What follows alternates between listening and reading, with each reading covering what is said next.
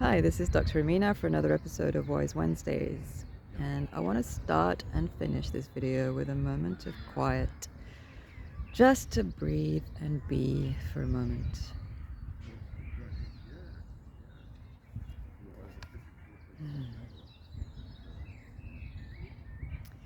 And today I want to talk about leadership and leading in uncertain times.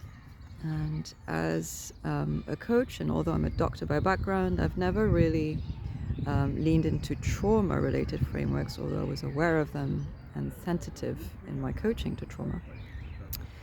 But with what's happening in the world in terms of the intensification of information flows, of polarization, ongoing news of war, and the big geopolitical shifts happening on a background of intensification of weather events, it can feel extremely stressful to be working, living, and leading. And so I believe that it's become more important now to be trauma sensitive or trauma aware as a leader, as a human being, so that we're not increasing trauma that people might be experiencing or that's reoccurring or being triggered as a result of what's happening. And it doesn't mean you have to be a clinically trained trauma specialist. It just means being aware of certain principles.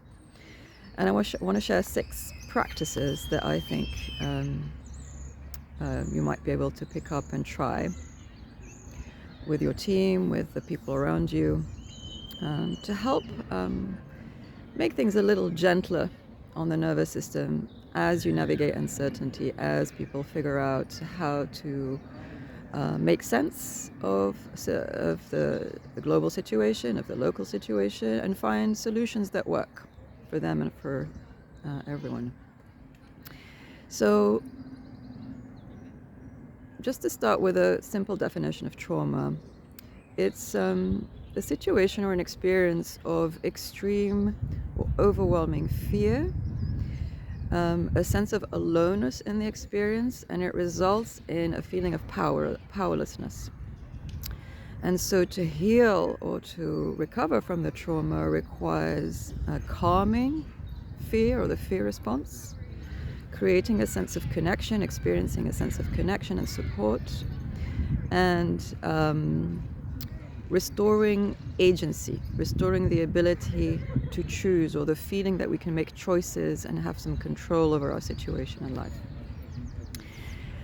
And so as a leader, you might inadvertently just make something a little bit more intense for someone because you're not aware that they're experiencing this slight trauma, or they're being slightly triggered into a feeling that might be like trauma, even if it's not full-blown trauma. But as a result of the overwhelm or the intensity of emotions they're experiencing and not necessarily expressing or processing, then it kind of might be just under the surface in everyday work conversations.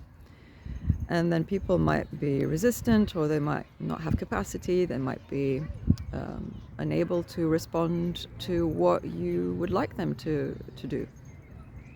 So here are 6 principles. 1, invest time to save time. It might seem like you're wasting time if you're taking time to really listen to someone, or if you think of addressing an ongoing problem in the background that you think maybe is irrelevant. But actually, taking the time to address it is going to save you time in the short and long term. 2, say the awkward but liberating thing. So once you're in that conversation with a person, make sure you don't skirt around what's uncomfortable. And it might be a little awkward, you might not know exactly how to broach the subject, what you're sensing is going on for the person in the background, but the sooner and the more sensitively you come to it, the faster it's going to resolve. And I had a leadership client this year who'd been sort of in this situation with his partner in the consultancy, one of his partners, Um, and they never really addressed the topic, which might be that the partner was sort of unsure about her role. She wasn't sure she wanted to continue with it. She felt anxious, and it was very sensitive. It was a sensitive area. But he did take time to have that conversation, and within 2 or 3 weeks, they'd come to a solution together that worked for everyone and actually freed up the team's energy. So, say the awkward but liberating thing. 3, don't offer solutions where none exist. In highly uncertain times, no one can really expect you reasonably to have all the answers. We live in a complex, interdependent world, and solutions have to be worked out over time, and they're often emergent as a result of a series of events. It's not just one person who's sitting in an office somewhere who has all the answers anymore, like in the command and control times of relatively simpler industrialized processes and organizations. We live in complex, multi-sectoral, multi-stakeholder environment.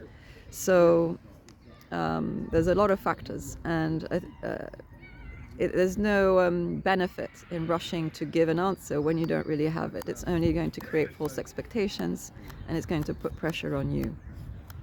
So it's better to simply acknowledge that you might not have the answers than to pretend to offer false certainty, even though it might look effective at the time, because it kind of cuts the conversation.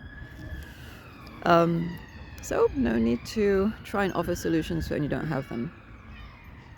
Number 4, have a release valve or a crying room. When I started my PhD, one of the professors said, "There's use the crying room if you need it." And I remember sort of laughing at the time. But as I progressed in my career and I had more responsibilities, I started to really realize what the professor meant and what the use of such a room might be, especially for a leader if you feel a little alone, or that you're carrying a lot of weight that other people might not understand. It's important that you have a space to release that tension, ideally with others or with someone, but if not, just allowing yourself that time and that space can really help. Number 5, address the question beneath the question. So when you're in a conversation with someone, there's always a question beneath the initial information. So in medicine, people would come with a presenting complaint, and then the job of the doctor is to uncover what's going on underneath, the root cause of what's happening for the person, and then address that, not just the presenting symptom like a headache.